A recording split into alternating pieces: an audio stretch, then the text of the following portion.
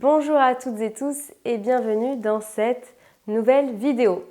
On va parler d'un sujet pas très joyeux. Là, c'est une vidéo où je vais vraiment me livrer. Je vais vous parler de ce fameux syndrome de l'imposteur, un syndrome qu'on connaît un peu toutes et tous à certains niveaux et à certains degrés d'intensité. Ce syndrome qui peut gâcher ma vie de freelance. Quand je me suis posé la question de qu'est-ce qui me freinait le plus dans mon activité, que ce soit avant ou même encore aujourd'hui, le syndrome de l'imposteur, c'est vraiment tête de liste. C'est un sujet qui n'est pas forcément facile pour moi à évoquer, mais je pense que ça peut aussi aider certains. Et c'est important aussi de montrer qu'on n'est pas seul et qu'on fait tous et toutes comme on peut. Que nous dit notre cher Wikipédia concernant le syndrome de l'imposteur? Les personnes atteintes du syndrome de l'imposteur expriment une forme de doute maladif qui consiste essentiellement à nier la propriété de tout accomplissement personnel. C'est un peu triste quand même. Ces personnes rejettent donc plus ou moins systématiquement le mérite lié à leur travail et attribuent le succès de leur entreprise, de leur projet, à des éléments qui leur sont extérieurs. La chance, les relations, des circonstances particulières, etc. Dans certains cas, la personne atteinte peut aller jusqu'à se percevoir comme une sorte de dupeur né qui abuse ses collègues, ses amis, ses supérieurs et qui s'attend à être démasqué d'un jour à l'autre. En résumé, avec mes propres mots, pour moi, le syndrome de l'imposteur, c'est quand à chaque succès qu'on va rencontrer, on se dit que ce n'est pas grâce à nous et que c'est clairement lié à quelque chose d'extérieur. Que tôt ou tard, le monde va s'apercevoir qu'en fait, on n'a vraiment aucune valeur.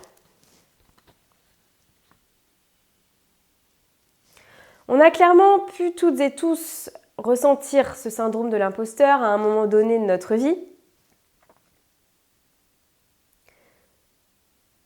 Lorsque je me renseigne sur le sujet, il y a plein de spécialistes qui disent que de toute façon c'est normal de ressentir ça. Là où c'est plus compliqué, c'est quand c'est très fréquent et surtout ressenti de façon très intense. Et c'était mon cas, clairement, même si heureusement, maintenant, ça va quand même mieux au fur et à mesure de mes années d'expérience en tant que freelance. Au début, c'était à une intensité extrême. Voilà à peu près pêle-mêle les pensées que j'avais en tête à ces moments-là.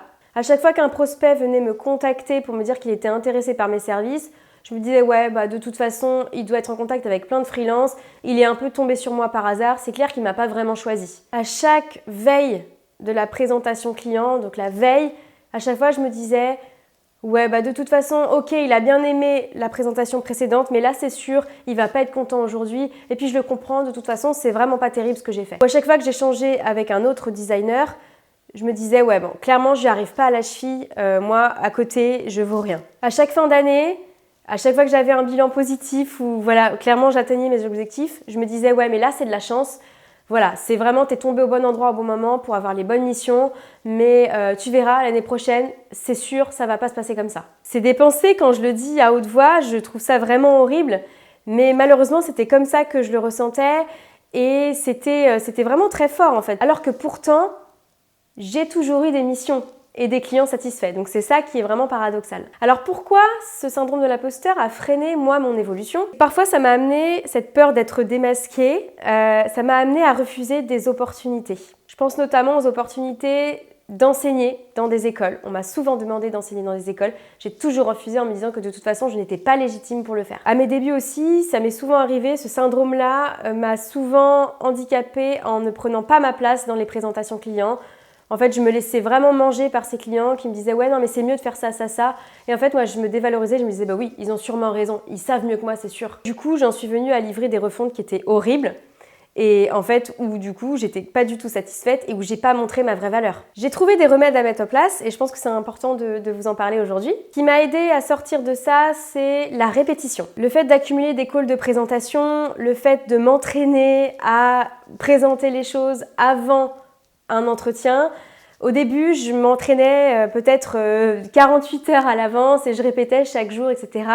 Après, finalement, ça s'est réduit à 3 heures avant, puis 1 heure avant, puis finalement plus besoin. Puisque mon pitch était rodé, j'étais habituée. Le fait de répéter les choses de la même manière, Ça automatisait les choses, j'avais moins à penser à ce que j'allais dire, donc j'étais plus à l'aise dans l'exercice. Ensuite, ce qui m'a aidé, c'est de faire le listing de tous les clients que j'ai accompagnés depuis mes débuts. C'est là où ça m'a permis de me rendre compte que, ah ouais, quand même, j'ai quand même accompagné beaucoup de clients et sur beaucoup de problématiques différentes. Je vais être honnête, moi, c'est pas quelque chose que je suis habituée à faire, des rétrospectives, c'est que j'étais imposée, j'ai dû le faire en fait très tôt dans mon activité, parce que tout simplement, j'ai un comptable qui demande justement de tracer tout ça, de tracer l'avant pour prévoir le futur. Moi, j'étais toujours très tournée dans le futur, mais il y a des professions comme le comptable où il a besoin de connaître le passé pour prévoir le futur. Donc ça m'a obligée à faire cette rétrospective-là. Le fait aussi de créer du contenu, comme je le fais là ici, sur LinkedIn, sur mes newsletters, etc., je m'aperçois que je connais quand même pas mal de choses, parce que je dois extérioriser mon savoir, je dois m'obliger à sortir les choses,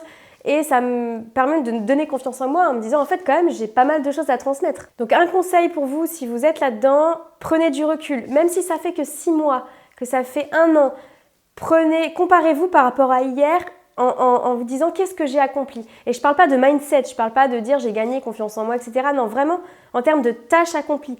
Concrètement, est-ce que vous avez créé un design system? Est-ce que vous avez fait des maquettes pour un client? Est-ce que vous avez fait un call de prospection? Est-ce que vous avez signé un devis? Tout ça, il faut vraiment le lister, ça peut énormément vous aider pour vaincre ce syndrome de l'imposteur. Le dernier remède, qui est le plus dur à mettre en place, c'est de réussir à ne pas prendre les choses personnellement. Par exemple, quand un client me demandait 1000 allers-retours sur mes maquettes, c'était pas mon travail que je dévalorisais, c'était moi-même. Je me disais, c'est parce que moi, Nolwenn, en tant que personne, il ne m'aime pas et je suis pas à la hauteur. Alors qu'en réalité, c'est quelque chose de complètement différent d'être soi et son activité, c'est pas la même chose. J'essaie vraiment de mettre des barrières entre ces deux choses-là. Ça veut dire que c'est pas parce que je ferai 0 € de chiffre d'affaires qu'en fait je vaux rien. De la même manière, c'est pas parce que je ferai 1 million que je suis une meilleure personne. Ça ne détermine pas la personne que je suis. Mon chiffre d'affaires ne détermine pas la personne que je suis. Et aussi, c'est pas parce que je vais trouver un ou une UX designer plus compétent que moi que c'est-à-dire que moi, je ne vaux rien sur le marché. C'est des choses différentes à apporter, mais on est tous différents. Donc ça ne veut pas dire qu'il n'y a pas de place pour moi non plus. Donc en somme, j'essaie vraiment de prendre du recul et de me mettre moins de pression sur les épaules aussi. Enfin, je dois quand même avouer que c'est un syndrome qui disparaît jamais vraiment. Quand on l'a vraiment au plus profond de soi, c'est vraiment dur, sincèrement. Donc moi, je n'échappe pas à la règle, même si ça va mieux maintenant. À chaque période de creux dans mon activité, dès que ça redescend un tout petit peu, tout de suite, très vite, il y a le petit diablotin dans ma tête qui me dit « Ah tu vois, Nolwenn, voilà, c'était sûr que ça allait pas fonctionner, t'arrêtes, tu vois. » Enfin voilà, tout de suite, je me dévalorise. Donc voilà, j'essaie de revenir au remède, mais clairement, c'est pas toujours simple. La vraie différence maintenant, c'est que je refuse que ce syndrome prenne le dessus, qu'il me définisse comme personne. J'ai réussi à tenir un petit peu ça à distance. Ce qui m'amène pour terminer cette vidéo à vous poser la question suivante. Vous, quel remède vous avez mis en place ou vous pourriez mettre en place pour contrer ce syndrome de l'imposteur? Comment vous pourriez faire en sorte que vos peurs ne vous freinent pas dans votre ambition comme moi ça a pu être le cas au début? C'est avec grand plaisir que je lirai vos retours en commentaire de cette vidéo ou sur LinkedIn. N'hésitez pas, j'adore lire tous vos retours et y répondre, c'est avec grand plaisir. Avant de clôturer cette vidéo, je me permets un petit rappel. Inscrivez-vous à ma newsletter, le lien est dans la description de cette vidéo. Une fois par semaine, je livre une leçon du X-Design, donc c'est une pépite d'informations, c'est énormément dense, je transmets beaucoup d'informations là-bas, donc allez-y, c'est complètement gratuit. Et en plus, une fois par mois, je vais aussi venir enrichir tout ça en vous parlant de ma vie de freelance de façon générale, donc vraiment c'est des deux formats très complémentaires et je pense et je suis presque sûre que ça va vous plaire. Je vous dis à bientôt pour une prochaine vidéo. Belle journée à toutes et tous.